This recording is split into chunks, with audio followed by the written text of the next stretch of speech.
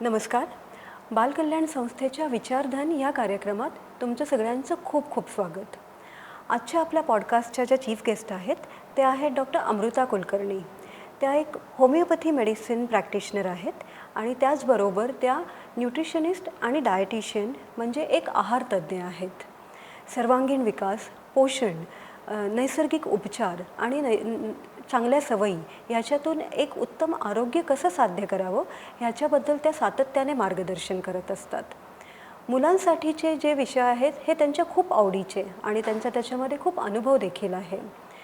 मुलांचा सर्वांगीण विकास, मानसिक विकास, शारीरिक विकास आणि एस्पेशली त्यांच्या खाण्याच्या सवयी ह्याच्यावरती त्या नेहमी कार्यरत असतात आणि खूप मुलांपर्यंत त्या व्हिडिओद्वारे त्यांच्या पॉडकास्टद्वारे पोहोचत असतात. आजच्या कार्यक्रमात आपण हेच सगळे जे खूप महत्त्वाचे विषय आहेत पालकांसाठी, टीचर्ससाठी, एज्युकेटर्ससाठी त्याच्याबद्दल गप्पा मारणार आहोत. डॉक्टर कुलकर्णी, तुमचं खूप स्वागत. धन्यवाद. थोडंसं मला जे माहिती होतं ते तुमच्याबद्दल सांगितलं. तुम्ही स्वतःची ओळख करून देऊ शकाल का? आणि त्याचबरोबर होमिओपॅथी आणि न्यूट्रिशनसारखे जे खूप सेन्सिटिव्ह सब्जेक्ट आहेत at the same time important आहेत, तिथे करिअर करण्याची तुम्हाला कशी प्रेरणा मिळाली हे पण आम्हाला सांगा. ॲक्च्युली आता मी होमिओपॅथी प्रॅक्टिस करते आहे गेले 17 ते 18 वर्ष. आणि जसे जसे पेशंट आपण बघतो तसं तसं काही वेगळं नवीन आयडिया येत जातात किंवा कळत जातं की कशाची गरज आहे एक्झॅक्टली. तर मला असं वाटलं की काही लोकांना किंवा मुलांना फक्त औषधं देण्याऐवजी की काही त्यांना आपण सप्लिमेंटरी काही देऊ शकत असू तर ते खूप चांगल्या पद्धतीने अजून त्यांना त्याचा फायदा होईल. तर मग मला डाएटचं थोडंसं हे झालं की अरे याविषयी फार लोकांमध्ये जागरूकता नाही आहे किंवा लोक त्याबद्दल फार कन्सर्न नसतात. तर मग ते चालू केलं आणि मग हळूहळू असं लक्षात यायला लागलं की अरे मुलांना तर खूपच गरज आहे. म्हणजे एका ठराविक वयामध्ये मुलांना जर व्यवस्थित पोषण नाही मिळालं तर त्याचे बरेचसे साईड इफेक्ट म्हणा किंवा त्याचं काही सिम्पटम्स येतात. हे त्यांना फक्त फिजिकलीच नाही तर मेंटलीसुद्धा येतात. तर मग म्हणून हे सगळं असं चालू केलं की अरे सगळं जर आपण एकत्र त्यांना जर पोचवायचा प्रयत्न करतोय त्यांच्यासाठी आपण काही फायदेशीर जे असं ते आपण असं सगळं कॉम्बिनेशनमध्ये देऊ शकत असू तर ते जास्त चांगल्या पद्धतीने काम करेल. हो, म्हणजे सगळं त्यांना सगळ्याच गोष्टी ॲट वन स्टॉप मिळतील. एक्झॅक्टली. हा चांगला खूप थॉट आहे. आता मुलं जी आहेत त्यांच्यामध्ये शारीरिक, मानसिक आणि भावनिक विकासामध्ये आहाराचं किती महत्त्व आहे? अगदी आपण खूप जास्त म्हणू शकतो. कारण की जसं मी आत्ता म्हणाले मुलांना काय होतं की फक्त हे बाकीचे सगळे सिम्पटम्स किंवा बाकीचं सगळं हे आपण देतो पण नेमकं डाएटबद्दल किंवा आहारामध्ये काय घ्यायचं आहे आणि यापेक्षा काय घ्यायचं नाही आहे याची यादी खूप जास्त असते. पण जेव्हाही तुम्ही बघा की आजकाल जाहिरातीच्या माध्यमातून किंवा बाकी सगळ्या माध्यमातून असं दाखवलं जातं की अरे हे घ्या उंची पटकन वाढेल किंवा हे घ्या तुमचं खूप चांगलं एखादा स्पेसिफिक पदार्थ आहे हा खूप चांगलं काम करेल. पण नेमकं आपण जे रोजच्या जेवणातलं आपलं असतं म्हणजे आपलं महाराष्ट्रीयन जेवण म्हणा किंवा पोळी भाजी भाकरी भात तर यामधलं नेमकं काय घ्यावं याबद्दल फारसं जागरूकता दिसत नाही. हो. तर ती कुठेतरी एक फार महत्त्वाची आहे की मुलांचे मानसिक आणि शारीरिक हे दोन्ही डेव्हलपमेंट होण्यासाठी. ओके. आता आमच्याकडे जी बालकल्याण संस्थेमध्ये मुलं येतात वेगवेगळ्या डिसेबिलिटीजची मुलं येतात. तर मला त्याच्यामुळे एक प्रश्न आहे की जी चिल्ड्रन विथ डिसेबिलिटीज आहे त्यांच्यामध्ये पोषण ची कमतरता असते का आणि त्याचे काय परिणाम होऊ शकतात? नक्कीच असू शकते. कारण एकतर मी म्हणाले ना की नॉर्मल मुलांमध्ये सुद्धा कमतरता असते. तर असे जे काही स्पेशल चाइल्ड आहेत तर त्यांच्यामध्ये अगदी नक्कीच काही शारीरिक कमतरतासुद्धा असतात की जसं त्यांचं डायजेशन खूप स्लो असतं.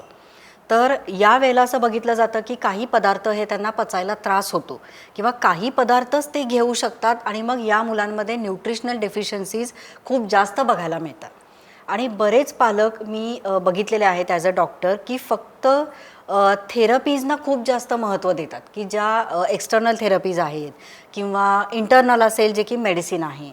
पण हे कुठेतरी की ज्याच्यामुळे आपलं शरीर पोसलं जातं आहे किंवा आपला मेंदू पोसला जातो आहे त्याला फार काही त्याच्यामध्ये लोक विचार करत नाहीत की अरे बाबा हे पदार्थ पण दिले पाहिजे तर त्याचा जास्त चांगला उपयोग होईल, तर त्यांच्या डेफिशियन्सीज कमी केल्या पाहिजेत.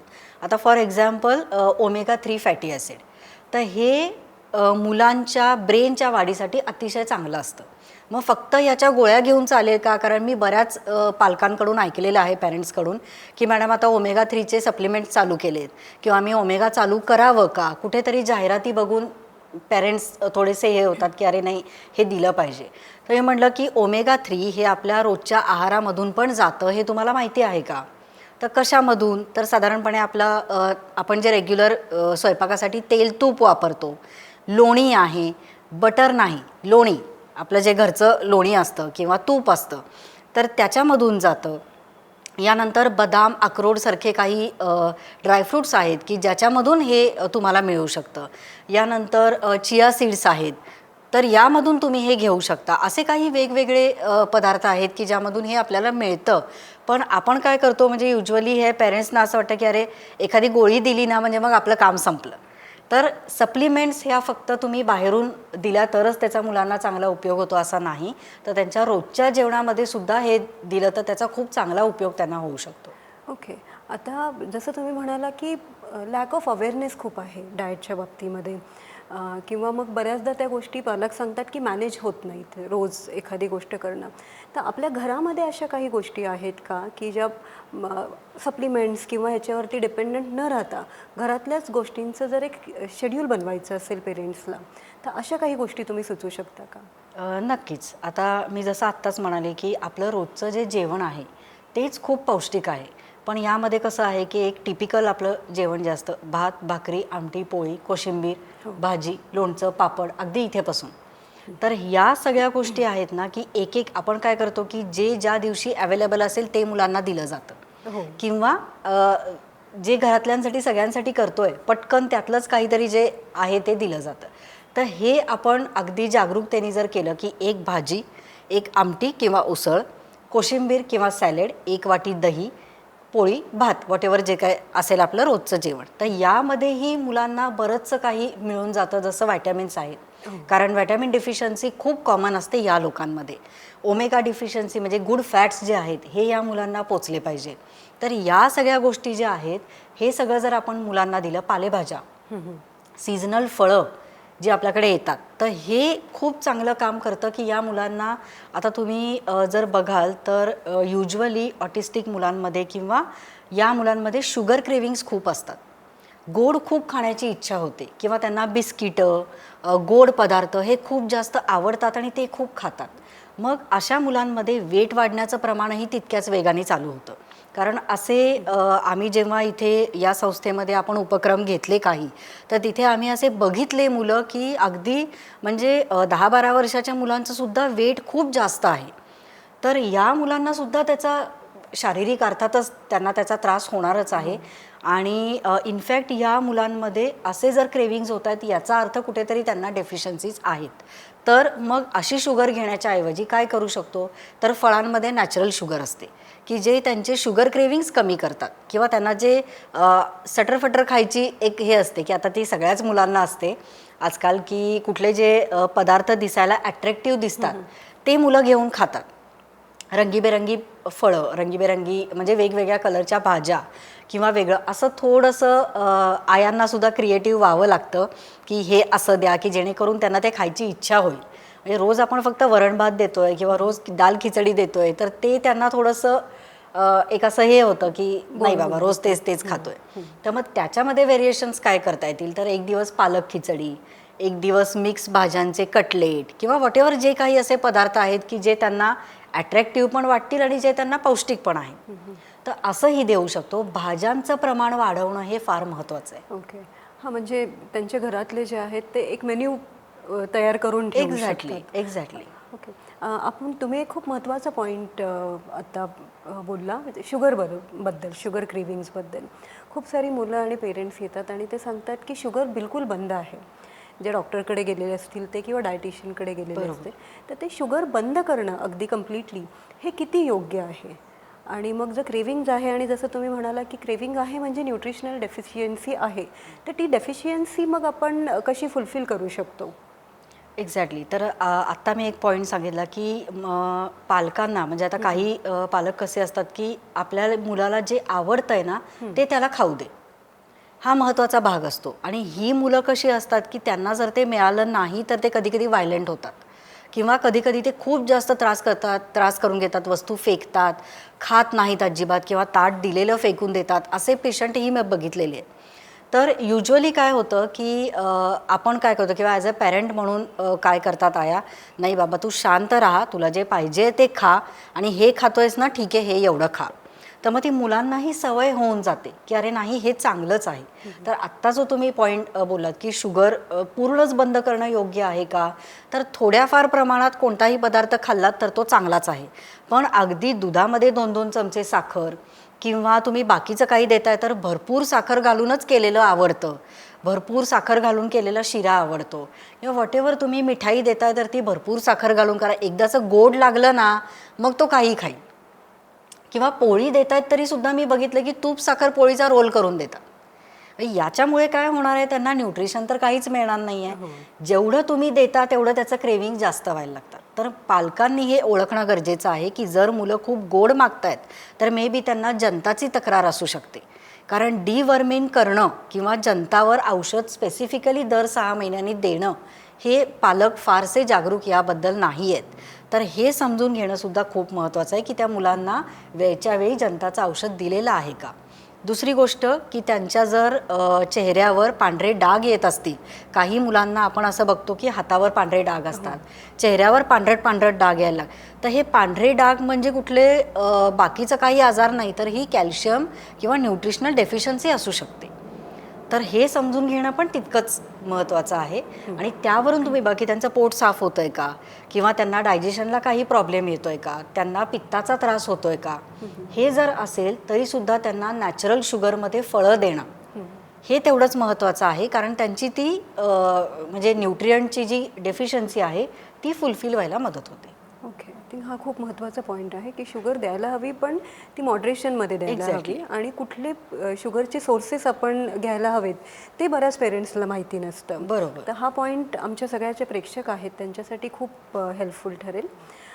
बरीचशी मुलं अशी येतात, पेरेंट्स सांगतात की झोपत नाहीत, म्हणजे रात्रीचे 12 वाजतात 2 वाजतात तरी त्यांना झोप लागत नाही. मग डाएटमध्ये असे काही चेंजेस आपण करू शकतो का की ज्याच्यामुळे त्यांच्या झोपेला हेल्प होईल? नक्कीच. आता हा जर तुम्ही मुद्दा काढला आहे तर यामध्ये बऱ्याच वेळ असं होतं की झोप लागत नाही याचा अर्थ काय, तर हायपर ॲक्टिव्ह किंवा आपण म्हणतो ना की ADHD हा जो एक हे आहे की खूप जास्त त्यांचं माइंड झोपेतसुद्धा काम करत असतं. मग मुलं झोपेत रात्री बोलणं किंवा बडबडणं किंवा त्यांना झोपच लागत नाही, अशा मुलांना काय दिलं पाहिजे किंवा काय करावं, तर एकतर त्यांचं रात्रीचा जेवण जे आहे किंवा रात्रीचा आहार जो आहे हा थोडासा लवकर असावा. म्हणजे अगदीच काय करतो आपण की 9:30-10 वाजता जेवायचं आणि लगेचच 11 वाजता झोपायला न्यायचं. तर असं न करता रात्रीचं जेवण आणि रात्रीची झोप यामध्ये एक शक्यतो 2 तासाचं अंतर असलं पाहिजे. साधारण अगदी 6 वाजता नाही पण 8-8:30च्या दरम्यान तरी मुलांचं जेवण हे झालं पाहिजे. आणि मग त्या दरम्यान ते थोडंसं पचायला त्यांना मदत होते आणि मग त्यांची झोपेची तक्रार ही थोडीशी दूर होऊ शकते. दुसरा अजून एक त्याच्यावरचा उपाय म्हणजे रात्री झोपताना त्यांना हळद दूध देणं किंवा हळद पाणी, अगदी ज्या मुलांना दूध नाही पचत आहे किंवा बरेचसे डायटिशियन मी असे बघितलेले आहेत की जे या सगळ्यामध्ये पूर्णच दूध बंद करायला सांगतात. हो. तर असंही करण्याची फार गरज नाही आहे. ठीक आहे की अगदी ज्यांना खूप दुधाचा त्रास होतो आहे किंवा दुधामुळे दूध पचत नाही आहे अशा लोकांसाठी बाकीचे सोर्सेस असू शकतात, जसं त्यांना दही पचू शकतं, जसं त्यांना पनीर पचू शकतं. तर हे काही प्रोटीन आणि कॅल्शियमचे चांगले सोर्स पण आहे. तर हेही तुम्ही देऊ शकता. जर हळद दूध नसेल तर हळद साध्या कोमट पाण्यामध्ये थोडीशी चिमूटभर हळद टाकून दिली तरीसुद्धा त्याचा खूप चांगला उपयोग होतो. नर्वस सिस्टीम शांत होते आणि रात्रीची झोप चांगली येऊ शकते. इवन जे हायपर ॲक्टिव्ह मुलं आहेत त्यांनासुद्धा हळद पाणी किंवा हळद दूध देणं हा थोडासा चांगला एक उपाय होऊ शकतो आणि नॅचरली त्यांना ती थोडी त्यांची नर्वस सिस्टीम कमी म्हणजे कमी म्हणण्यापेक्षा शांत होऊन त्यांना झोप लागू शकते. आय थिंक हा पॉईंट अडल्टसाठी पण तेवढाच Exactly. उपयोगी पडेल, कारण खूप लोक जी आहेत लाईफस्टाईलमुळे त्यांना झोप येत नाही रात्री. बरोबर. तर त्यांनी पण हे केलं तर चालू अगदी शकेल. अगदी काहीच हरकत नाही आहे. आणि हा खूप साधा सोपा उपाय आहे. हो. पूर्वीपासूनचा आपला चालत आलेला, जे पूर्वी तुम्हाला आठवत असेल तर आपल्या आजी आजोबा करायचे की रात्री हळद दूध घेऊन झोपायचं. दिस इज द एकदम बेसिक गोष्ट आहे, पण गोळ्या घेऊन झोप येण्यापेक्षा हा खूप चांगला पर्याय आहे. हो. आता पेरेंट्सची अजून एक तक्रार असते की मुलं खात नाहीत. बरीचशी मुलं खूप पिकी असतात, एस्पेशली ज्या मुलांना सेन्सरी इश्यूज आहेत, तर त्यांना त्यांच्या सिस्टमसाठी जे चांगला टच आहे तेच पदार्थ ते खातात. मग अशा वेळेस न्यूट्रिशन कंप्लीट मिळण्यासाठी काय आपण करायला हवं? तर अशा वेळेस मला असं वाटतं की मी हा मुद्दा एक मगाशी जसं बोलले की आपल्याला थोडंसं क्रिएटिव्ह इथे व्हायची गरज आहे. कारण जर भाज्या खात नाही, तर मुलांच्या बऱ्याचशा तक्रारी असते की ज्या चांगल्या भाज्या असतात, म्हणजे जसं दुधी भोपळा किंवा दोडका असेल, पडवळ असेल, कोबी असेल, फ्लॉवर, या भाज्या शक्यतो मुलांना आवडत नाही. तर मुलांना ज्या आवडणाऱ्या भाज्या असतात, भेंडी, बटाटा, या भाज्या असतात की अरे त्याच्यामधून फारसं काय, म्हणजे भेंडी तरी ठीक आहे, पण मी आजकाल बघते की बटाटा हे खूप जास्त मुलांना आवडतं. तर ॲक्च्युली त्याच्यामधून फक्त कार्ब्स मिळतात, बाकी काहीही मिळत नाही. मग लहान मुलांमध्ये वजन वाढणं ही कॉमन समस्या यायला लागते. तर मग आता याच्यामध्ये आपण काय करू शकतो, तर ज्या मुलांना भाज्या आवडत नाहीत त्या एकत्र करून त्याचा पराठा बनवणं किंवा त्याचं सूप बनवणं, त्याचं कटलेट बनवणं, किंवा अशा काही, अगदी मुलांना पावभाजी खूप आवडते, मग या सगळ्या भाज्या या भाजीमध्ये घालणं की जेणेकरून त्यांना ते पोषण पण मिळेल, त्यांना त्याची टेस्टही कळणार नाही, असं काहीतरी क्रिएटिव्ह करणं हे थोडंसं गरजेचं आहे. ओके. तर हे ऑप्शन्स आया निवडू शकतात. आणि सगळ्यात महत्त्वाचं जे मी म्हटलं की मुलांना काय असतं की दिसण्याचं खूप अट्रॅक्शन असतं. हो. की एखादा पदार्थ त्याच्यामध्ये तुम्ही काय घातलं यापेक्षा तो दिसतोय कसा, हे त्यांना खूप चांगलं Presentable. प्रेझेंटेबल ते पाहिजे. आता बघा, तुम्ही युजली बघाल तर मुलं चिप्स या का खातात रंगीबेरंगी पॅकेटमधले, कारण त्यांना त्या चिप्सचं काही देणं घेणं नसतं, पण ते पॅकेट्स खूप अट्रॅक्टिव्ह असतात. त्याच्यावर कार्टूनचं चित्र असतं, वेगवेगळे कलर असतात, की जे त्यांना असं हे होतं की अरे नाही, यातलं खाल्लेलं खूप चांगलं आहे.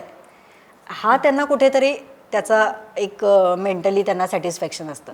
तर तेच आपण घरातल्या वेळेस ज्यांना त्यांना असं सगळं छान असं बनवून देतो, तर त्यांना ते खायची खूप छान इच्छा होते. आणि आता काही आया असंही म्हणतील की आम्ही काम करू का हे करू, हो. पण त्यातल्या त्यात जेवढं करू शकतो, पराठे आपल्या घरामध्ये नेहमी होतात, सूप आपण पटकन करू शकतो, आणि असं जे की फक्त मुलांसाठी नाही, तर जे आपणही स्वतः तेच खाऊ शकतो, तर असे पदार्थ करणं हे थोडंसं त्यांना, मुलांनाही कम्फर्टेबल आणि सगळ्यांना कम्फर्टेबल. हो, हा चांगला पॉईंट आहे. आता जसं सेन्सरी ट्रेनिंगचं म्हटलं, तर काही मुलं हात लावत नाहीत फूडला, की जे जे ओल्या गोष्टी असतात, स्पेशली डाळ आहे किंवा करी आहे कुठली. बरोबर. तर मग अशासाठी आपण काय करायला हवं? त्या मुलांना थ्रू न्यूट्रिशन आपण काही देऊ शकतं का, म्हणजे त्यांचे सेन्सरी इश्यूज कमी होतील? नक्कीच. आत्ताच मी हा एक मुद्दा जो सांगितला की ज्यांना समजा असे खूप मुलं असतात की ज्यांना त्याच्यामध्ये हात घालायला आवडत नाही, कारण हात खराब होतात किंवा ओलं होतं. तर आत्ताचाच एक मुद्दा आहे की या डाळी तुम्ही, आता डाळच आपल्याला द्यायची आहे, बिकॉज इट्स अ प्रोटीन, म्हणजे प्रोटीनचा एक चांगला सोर्स आहे. तर मग वरण आवडत नाही, आमटी आवडत नाही आहे, तर मग तुम्ही काय करू शकता, तर तुम्ही या डाळी डोश्यामध्ये घालून त्यांना देऊ शकता. मिक्स डाळींचे डोसे करणं, जसे आपण फक्त तांदळाचे करतो, तर त्यामध्ये त्यांना सगळ्या डाळी मिक्स करून, मुलांना डोसा हा पदार्थ खूप आवडतो, हा प्रकार ते कधीही खाऊ शकतात. मिक्स डाळीची इडली करून देऊ शकता, डोसा करून देऊ शकता, अशासारख्या थोडंसं वेगळं पॅटर्न करून तुम्ही त्यांना हे प्रोटीन देऊ शकता.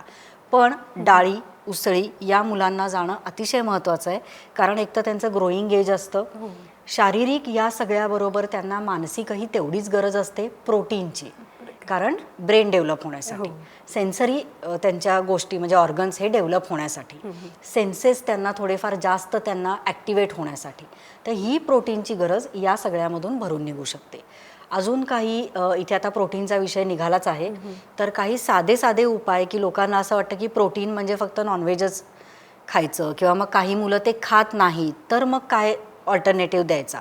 तर अगदी आपले पारंपरिक साधे सोपे पदार्थ जे सगळ्यांच्या घरी असतात आणि ज्यासाठी फार पैसे तुम्हाला खर्च करायची गरज नाही आहे, तर यामध्ये तुमचे चणे फुटाणे, राजगिरा, यासारख्या गोष्टी आहेत की ज्यामधून भरपूर प्रमाणामध्ये प्रोटीन मुलांना मिळतं. डाळी उसळी आपण नेहमी आपल्या घरी असतात, त्या आपण त्यांना देऊ शकतो. तर हे सगळे पदार्थ आपण देतो की राजगिरा मुलांना एस्पेशली आवडतो, चिक्की आवडते, तर या काही गोष्टी आपण त्यांना देऊ शकतो. ओके असंही करू शकतो. ओके. तर आपण इंटेलेक्च्युअली डिसेबल चिल्ड्रनबद्दल बोलत आहोत. आपण सेन्सरी इश्यूज बघितले, झोप न येणं हेही बघितलं. त्यांचा अजून एक इश्यू असतो की फोकस आणि अटेन्शन स्पॅन त्यांचा खूप कमी असतो. तर ह्या ज्या सगळ्या सवयी आता तुम्ही सांगितल्या, प्रोटीन इनटेक, लेस शुगर किंवा शुगर इन मॉडरेशन, हे फोकस आणि कॉन्सन्ट्रेशनमध्ये पण हेल्प करू शकेल का? अगदी नक्की. कारण फोकस हा तुमचा मेन भाग आहे की तुमचं कॉन्सन्ट्रेशन, की तुमचा ब्रेन जो काही एक ॲक्टिव्ह फेजमध्ये असणार आहे, तर त्याच्यासाठी प्रोटीनची भरपूर गरज आहे. हे तर झालंच. दुसरं मी सांगितलं मग अशी ओमेगा ॲसिड्स म्हणजे गुड फॅट्स, तर हे आपण यामधून त्यांना देऊ शकतो. की जसं मी म्हणाले ना की काळ्या मनुका, बदाम, अक्रोड हे रात्री पाण्यात भिजत ठेवायचं, सकाळी उठल्यानंतर त्यांना हे खायला द्यायचं. तर रिकाम्या पोटी खायला दिलं तर त्याचा अजून जास्त बेनिफिट चांगला होतो की मुलांचं एकाग्रता वाढायला मदत होते. यानंतर सगळ्यात दुसरं महत्त्वाचं म्हणजे पालेभाज्या. ज्या सीझनल पालेभाज्या येतात, म्हणजे आता बऱ्याच वेळेला असं होतं ना की पावसाळा चालू झाला की भाज्या थोड्या खराब येतात, तर मग बाकीच्या सीझनमध्ये आपण जे त्यांना देऊ शकतो, पालक, मेथी, शेपू, जे त्यांना युजली फक्त भाज्या केल्या तर त्यांना आवडणार नाही, पण पालकचं सूप किंवा पालक किंवा मेथीचे पराठे असे जर करून दिले तर ही मुलं नक्कीच खाऊ शकतात. पालेभाज्यांमधून त्यांना कॅल्शियम तर मिळतंच, वेगवेगळे विटॅमिन्स मिळतात, वेगवेगळे पोषण तत्व मिळतात की जे त्यांच्या ब्रेनला ॲक्टिवेट करतात. यानंतर त्यांचा फोकस वाढायला मदत होते. आणि बाकी सगळे जसं मी आत्ता म्हणाले की फ्रूट्स, फळं खाण्याची सवय ही मुलांना असलीच पाहिजे. कारण मध्ये जेव्हा आपण बघतो ना की ह्या मुलांना भूक लागलं की आपण काय खायला देतो, तर हे आत्ताचे चिप्स, जे मी म्हणाले की बाहेर तुम्ही कुठेही न्या मुलांना, तुम्ही बघा की आजकाल कुठल्याही मुलाच्या हातामध्ये चिप्सचं पॅकेट असतं की हे घे बाबा आणि बस, म्हणजे आता शांत बस आता असं. तर मध्ये भूक लागली की हे पर्याय निवडण्याऐवजी किंवा कुरकुरे, चिप्स किंवा फ्रेंच फ्राईज, छान नाव देऊन कुठलंही तुम्ही कितीही त्याला नाव दिलं तरी शेवटी तो तळलेला बटाटा आहे, विच इज नॉट गुड. म्हणजे मुलांचं ब्रेन जी काही डेव्हलपमेंट असते ती त्यांनी हॅम्पर होते. सो खूप जास्त तळलेले पदार्थ, खूप जास्त प्रमाणामध्ये बटाटा हे अजिबात त्यांना, आणि खूप जास्त प्रमाणात शुगर, तर हे शक्यतो टाळावं की ज्यांना फोकस करायचा आहे, कॉन्सन्ट्रेशन वाढवायचं आहे. आणि यामध्ये सगळ्यात महत्त्वाचं की हे असे देण्यापेक्षा आपण जर हेल्दी पर्याय निवडले, मी आत्ताच म्हणाले की फुटाणे, राजगिऱ्याचे लाडू, आणि इवन मला इथे एक जास्त गोष्ट सांगायची ते म्हणजे बिस्किटं. हा खूप महत्त्वाचा मुद्दा असतो की मुलं मधल्या वेळेत काय खातात, तर बिस्किटं, वेगवेगळ्या प्रकारची ढीगभर बिस्किटं, क्रीमची बिस्किटं, विच इज वर्स्ट थिंग की जे आपण लहान मुलांना देतो आहे. कारण यामध्ये सगळं प्रोसेस केलेलं, सगळं प्रिझर्वेटिव्ज, फक्त साखर आणि मैदा, हे सगळे बेकरी प्रॉडक्ट. तर याऐवजी काय देऊ शकतो, तर फुटाणे, राजगिरा, चिक्की, मखाणा, आपल्या घरी बनवलेला चिवडा किंवा घरी बनवलेल्या आपण जे म्हणतो ना की सगळं एक मिक्स जे असतं ना, आपण फुटाणे, डाळं किंवा हे घालून जे आपण सगळं मिक्स बनवतो, तर असं काही तुम्ही देऊ शकता का, ड्रायफ्रूट मिक्स काही देऊ शकता का. आणि मग यामध्ये तुम्ही फळांचा समावेश करा की तुला मध्ये भूक लागली आहे ना, तर तुला हे एक फळ खायचं आहे, मग ती तुम्ही सीझनल फळं द्या, सफरचंद, डाळिंब, केळी, हे मुलांसाठी सगळं चांगलं आहे. सगळ्या प्रकारची सीझनल फळं, प्रिझर्वेटिव्ह असलेलं किंवा खूप जास्त दिवस टिकून राहणारं पॅक फूड शक्यतो देऊ नका की ज्याच्यामुळे मग हे मुलांना जास्त हायपर ॲक्टिव्ह होतात. तर अजून एक इथे मला मुद्दा सांगायचा आहे की फोकस आणि अटेन्शन हे कायम राहण्यासाठी मुलांच्या आहारामध्ये काही गोष्टी या आपण कमी केल्या पाहिजेत. आणि ते म्हणजे कोल्ड्रिंक्स. खूप जास्त आता उन्हाळ्यात तर बऱ्याच वेळेला असं होतं की लहान मुलांना सर्रास कोल्ड्रिंक्स दिली जातात. म्हणजे अगदी सोडा ही वर्स्ट गोष्ट आहे मोठ्यांसाठी पण लहान मुलांनी तर ती घेऊच नाही. तर शक्यतो कोल्ड्रिंक्स किंवा हे जे टेट्रा पॅकमधले ज्युसेस असतात ते मुलांना देणं टाळलं पाहिजे. यामुळे फोकस आणि अटेन्शन हे दोन्हीही डिस्ट्रॅक्ट होतं. आणि तळलेले पदार्थ हे जर अवॉइड केलं आणि बाकीचे आपले पदार्थ जर ॲड केले तर मला वाटते हा विषय अगदी नक्की सुटू शकतो. ओके, म्हणजे जर आपण लिस्ट बनवल्या, आपल्याला आता एक लिस्ट मिळाली आहे की काही काय काय गोष्टी त्यांच्या आहारामध्ये आपण इन्क्लूड करायला पाहिजे, आणि ॲट द सेम टाइम ज्या स्ट्रिक्टली नो आहेत, त्याच्यामध्ये बिस्किट्स आहेत, त्याच्यामध्ये चिप्स आहेत, आणि कोल्ड्रिंक्स आहेत, टेट्रा पॅक, ओके, जे प्रिझर्वेटिव्ह आहे, जे रेडी टू ईट आहे, की जे पटकन तुम्हाला जास्त काही करायचं नाही आहे आणि पटकन खायचं आहे, अशा गोष्टी शक्यतो टाळा. अगदीच जेव्हा गरज आहे तेव्हा ठीक आहे, पण सारखं जर तुम्ही ते देत असाल तर मात्र ते अवॉइड करा. ओके ओके, हां, आता हे समजायला सोपं आहे. जेव्हा आपल्याला 2 कंपॅरिझन चार्ट मिळाला आहे तेव्हा आय थिंक बऱ्याच पालकांना हे सोपं जाईल समजायला. आता बरीचशी जी मुलं आहेत, एस्पेशली अर्बन एरियाजमध्ये राहणारी न्यूक्लिअर फॅमिलीज असतात, खूपदा जी मुलं येतात ते ओनली चाइल्ड असतात, त्यांना बहीण भाऊ असे नसतात. मग पेरेंट्सला त्यांचं करिअर सांभाळून मग घर सांभाळायला लागतं. अशा वेळेस अशा काही चुका होतात का पेरेंट्सकडनं मुलांच्या आरोग्याच्या बाबतीत किंवा पोषणाच्या बाबतीत? एक्झॅक्टली, मला वाटतं आत्ताचा हा मुद्दा परत तोच आलेला आहे की रेडी टू ईट, की मलाही वेळ नाही आहे, कोणालाच वेळ नाही आहे, मग घरी सकाळी बायका येऊन जातात. आणि नो डाऊट आजकालच्या ह्याच्यामध्ये आपल्या सगळ्यांना काम करावं लागतं, की कोणी घरी बसून आपण हे सगळं करू हे आपण कोणाकडून अपेक्षाच नाही करू शकत. सो जर वर्किंग आहोत आपण तर थोडीशी आधी तयारी करून ठेवलेली जास्त बेटर आहे, की आत्ताचा एक आठवड्याभराचा चार्ट बाबा करून ठेवला आहे की हां हे करायचं आहे, हे द्यायचं आहे. नॉट नेसेसरी की तुम्हाला त्याला खूप वेळ द्यावा लागतो, पण थोडंसं प्लॅनिंग आणि थोडासा तुमचा वेळ हा तुमच्या सगळ्यांचीच तयारी व्यवस्थित करू शकतं. तर फक्त मुलासाठीच करायचं आहे का? तर नाही, आपल्या सगळ्यांसाठीच करायचं आहे. की जे आता समजा 3च लोक आहेत घरी, तिघांसाठी सेमच करा, की बाबा काय करायचं आहे, तर एखादी उसळ, सॅलड किंवा कोशिंबीर, एखादी भाजी.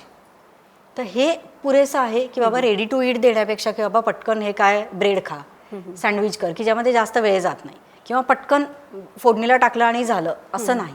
तर थोडंसं त्यामध्ये काय अजून घालता येईल, थोड्या भाज्या ज्याच्यामध्ये वापर करता येईल असं काहीतरी, आणि पटकन खाण्यासारखं असं फार मुलांना न देता त्यांचा ब्रेकफास्ट जर व्यवस्थित झाला किंवा त्यांना जर नाश्त्याला चांगलं हे मिळालं, जसं आता उकडलेली अंडी आहे, जी मुलं अंडी खातात त्यांना अंडी देऊ शकतो. स्प्राउट्स आहेत की जे तुम्हाला बनवायला फार वेळ लागत नाही, तुम्ही जर आधी तयारी करून ठेवलेली असेल तर तुम्ही तेवढ्या कमी वेळात सुद्धा ते बनवू शकता. अगदी काही सागर संगीतच केलं पाहिजे असं काही नाही, पण ती थोडंसं एक तो हे असतो की बाबा मी आता जसं म्हणले की पराठे, पोळी भाजी बनवायला तेवढा वेळ लागतोच, तर पटकन सगळ्या भाज्या घालून पराठे बनवून त्यांना द्या.